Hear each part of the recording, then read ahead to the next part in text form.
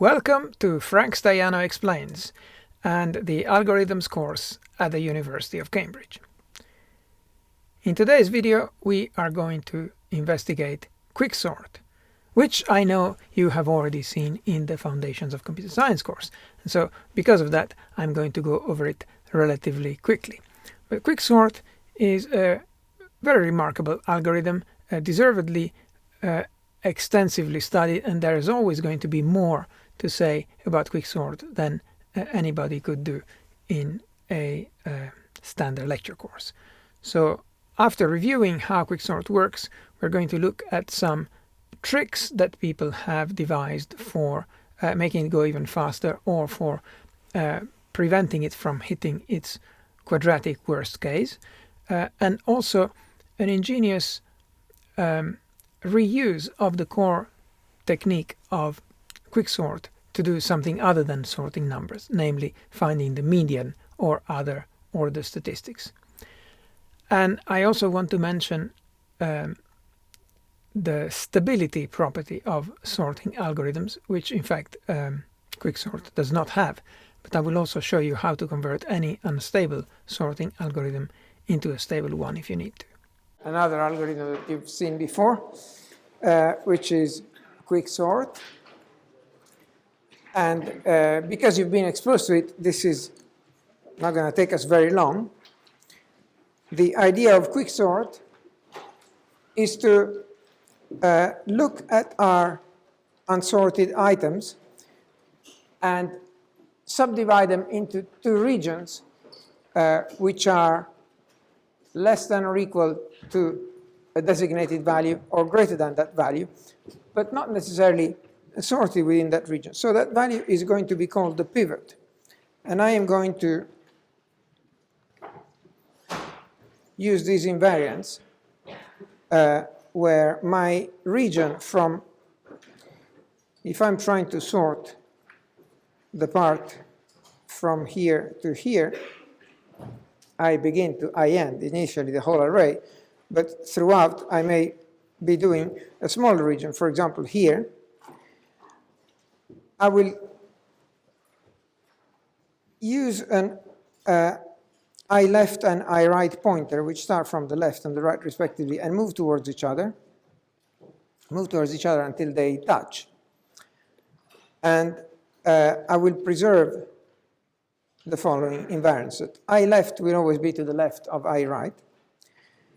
The region between I begin and I left is the region that I have already. So the region between here and here will be the region where I've already ascertained that they are less than or equal to this pivot. And where's the pivot? Okay, I'll select one of them to be the pivot. I'll take the last one in the region just to make my life easier, although it will make it more complicated later. And the things that are between I right and I end will be things that have already been sorted, not sorted in order, but sorted as in being greater than the pivot. -1, this -1 comes from the fact that I've reserved the last position to actually be the pivot. So if I start from the beginning, then what I do is I move I left to the right as far as it can go while preserving the property that it only goes over things that are less than or equal to the pivot. And my pivot is 10, so 3 is less than or equal to the pivot, that's great. 2 is also less than or equal to the pivot, that's great. 2, also good. 3, also good. 3, also good. 4, look, I'm very lucky. I keep going. 10 is less than or equal to 10, yes, so good. I keep going. And look, I've got myself as far as I could go. This I right would have to start from here, and so they have now reached each other.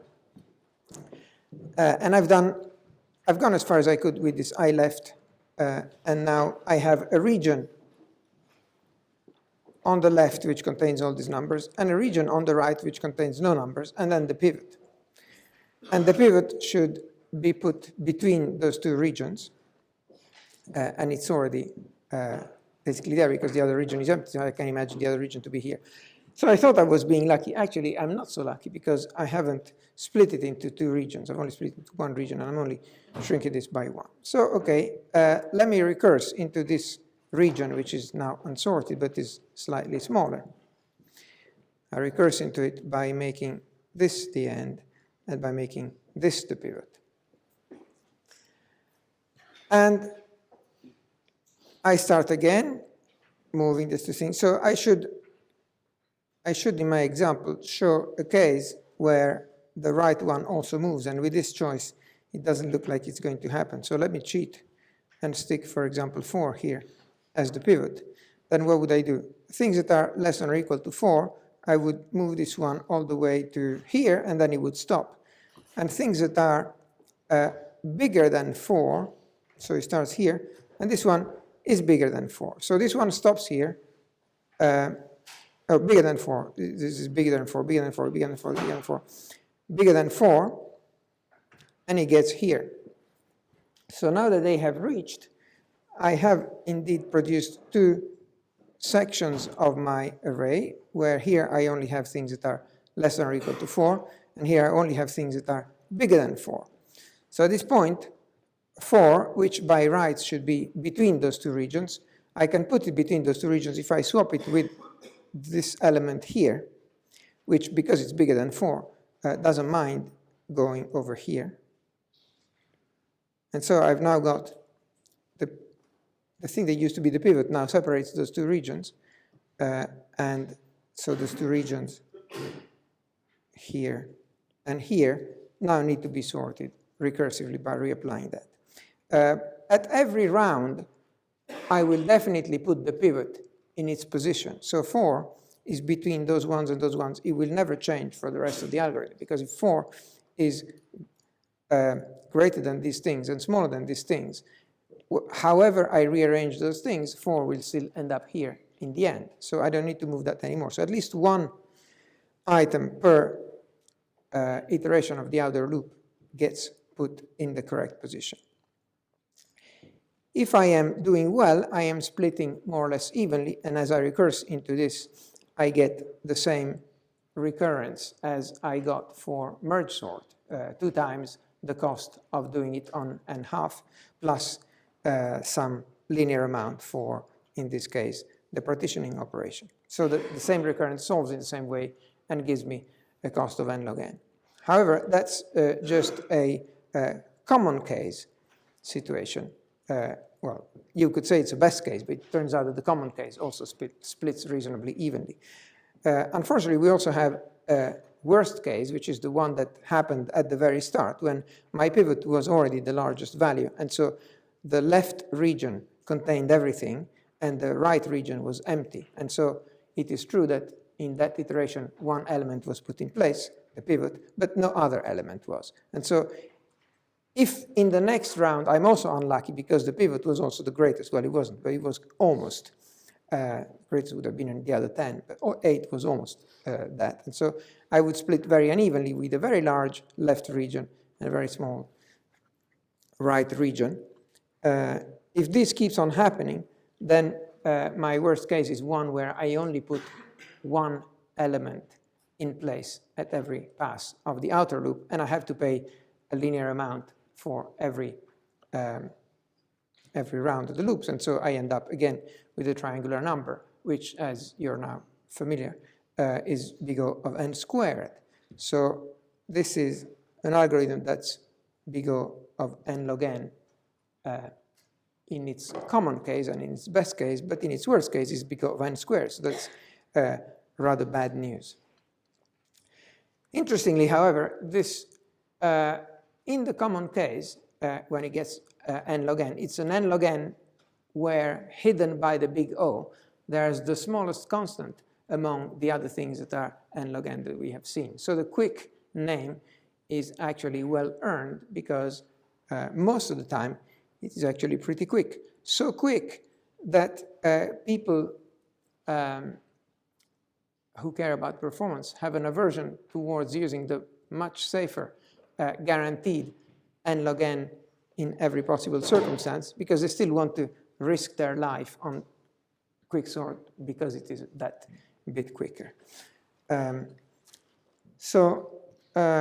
You will notice, if you also study on your textbook, as I strongly encourage you to do, that this description of the way the partition works is slightly different from that in your textbook, where both partitions grow from the left side instead of growing from opposite side and meeting.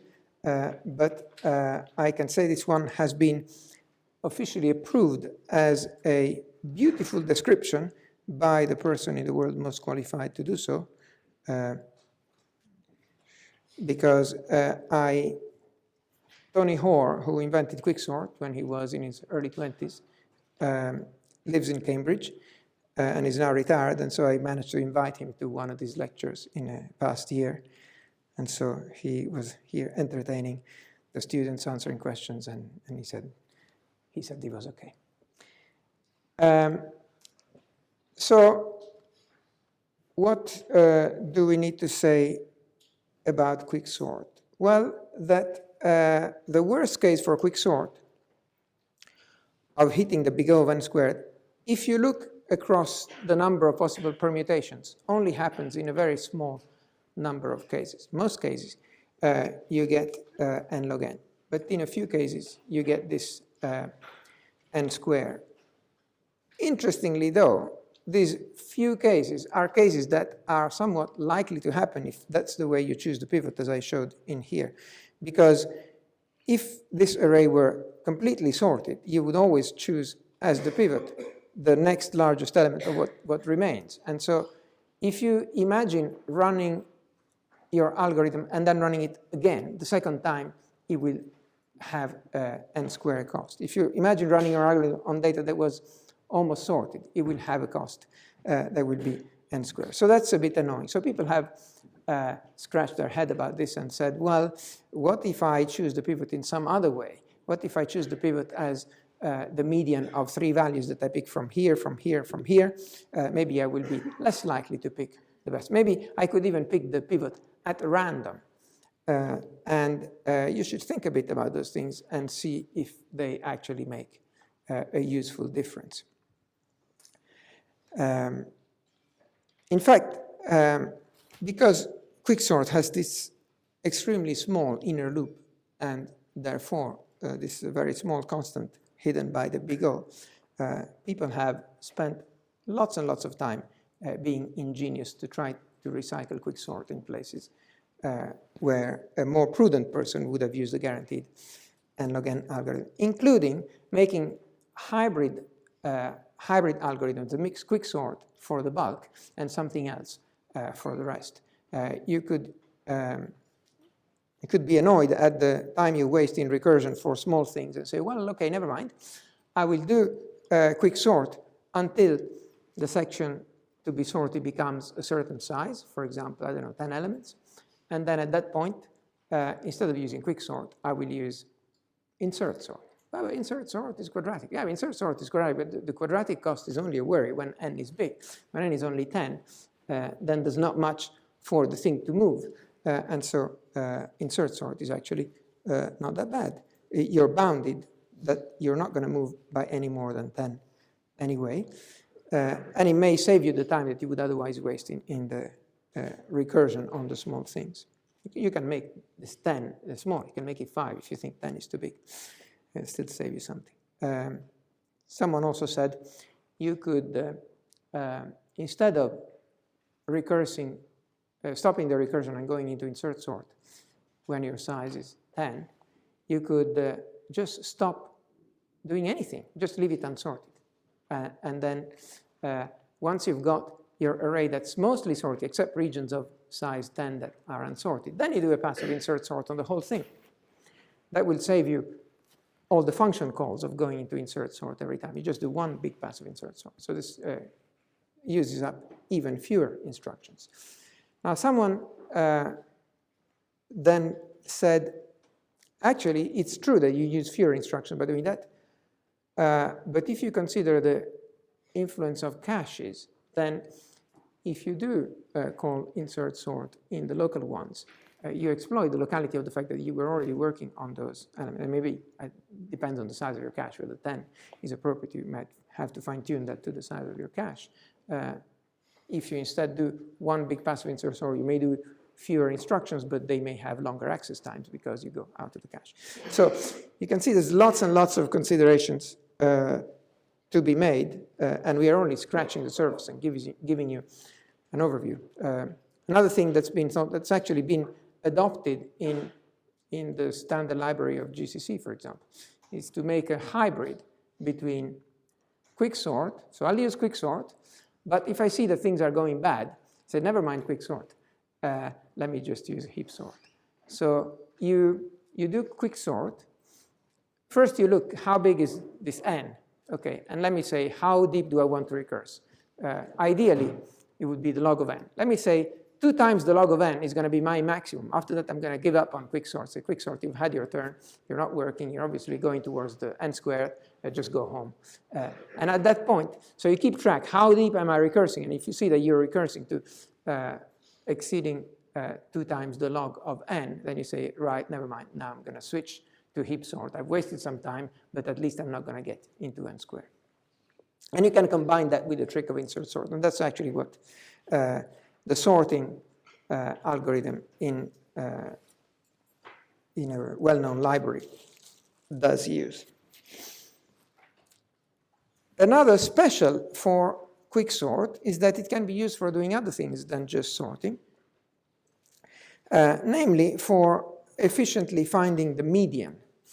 So what's the median? Some people confuse the median with the average. The median is a different thing from the average. So in this example here, of these 5 numbers, 50, 52, minus 2, 51, and minus 1, the average would be the sum of these things divided by 5. And I've made them so that the 52 minus 2 is 50, 51 minus 1 is 50, so that I know I can easily add them up to 150, 3 times 50, and divide them by 5 to 30. So the average of these numbers would be 30.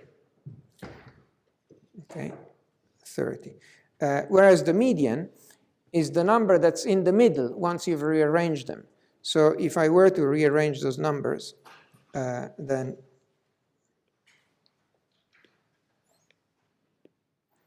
the median would be 50 median of these numbers. So they are quite different, as you can see. 50 is not 30. So how do I find the median? Well, by definition, the obvious thing to do would be to sort the numbers and then take the middle one.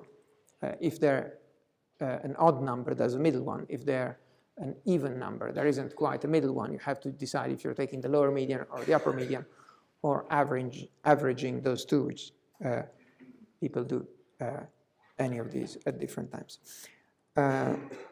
But sorting them has a cost, as we said, that cannot improve on n log n. So finding the median in this way would cost you at least n log n, or at most. Using the strategy of Quicksort, you may be able to pay less for finding the median. What you would do is you use the same partitioning criterion as for Quicksort, and you say, okay, well, I got the pivot, and I got my 2 regions, and I've got the region of things that are less than or equal to 7, so this one, this one, this one, not this one, and the things that are, I should really have my 2 pointers, so one here, and another one here. So this one has moved all the way to here, and then it stops. This one moves here and stops. And then I swap these 2, and I can continue. This one can move further to here and then stops. And this one, for things that are bigger than 7, goes here and then stops. Then I swap these 2. And this one can go further and stops. And this one goes here and stops. And finally, they kiss. And when they kiss, I know that I can put the pivot in the middle over here, like that. So that's my Quicksort partitioning operation. And then I would have to recurse into the other 2 regions of here and, sorry, this is the pivot, so here and here.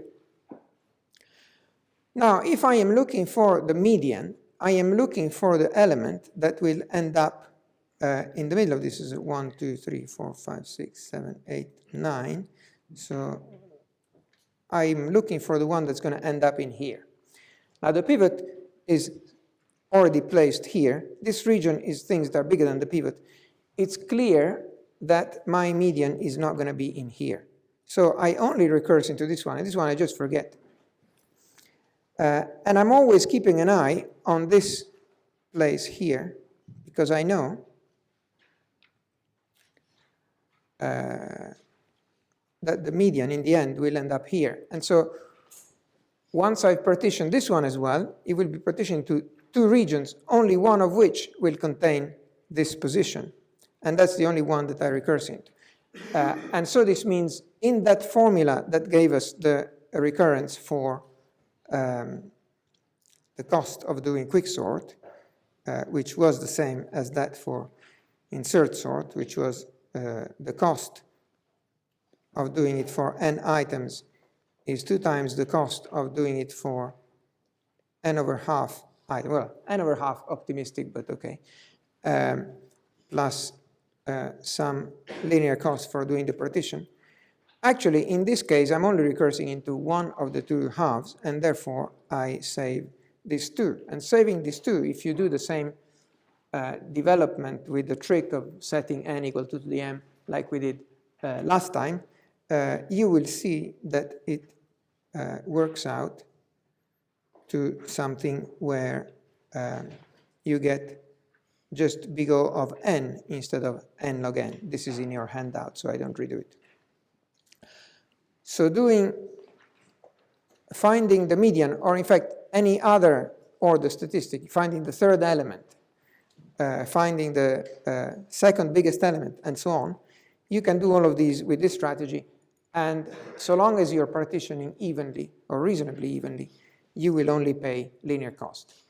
This still also has the warning that, however, if you're partitioning badly, you will end up paying quadratic cost, just like in Quicksort.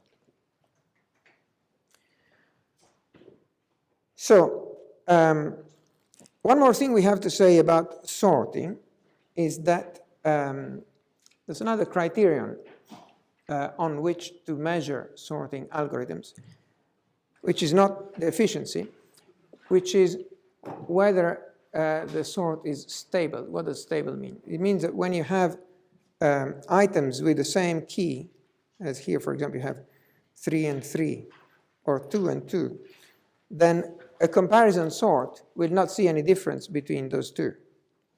If these are keys of records that have other satellite data which is different, then this 3 is actually different from this 3.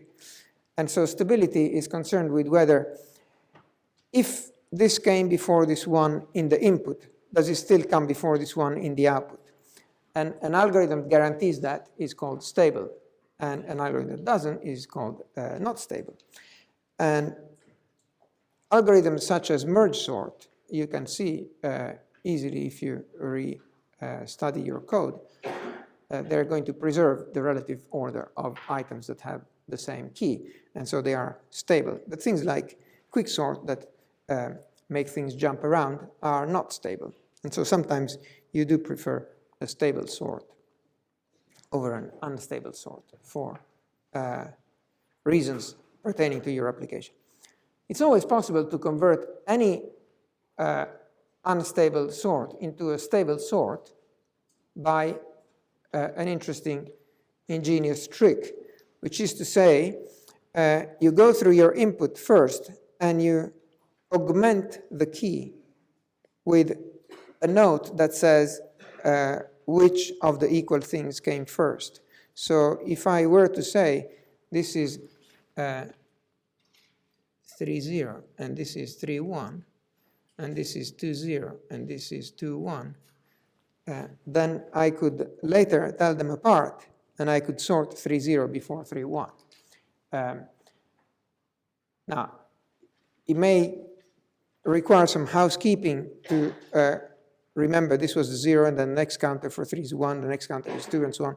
This one here. Maybe a cheap and slightly wasteful thing would be just to assign them the index of the cell they're in. So this would be 3, 0, this would be 7, 1, this would be 4, 2, this would be 2, 3. And I don't actually care if I'm going to use it or not, but I know for sure that I have assigned them a subkey that is relative to their initial order. The trouble is that usually you don't have space for writing anything else in the key, and so you have to remember this extra subkey that you're making up on the fly. You'll have to remember it somewhere else, and then you have to move it at the same time as you move the other thing. So it's actually a pain in the butt to do, but it is technically possible to do. But because you might not like to do all that, you might also consider, if it isn't less work or less execution time or less space consumed, to use something that is a stable sort in the first place, if you do need the stability.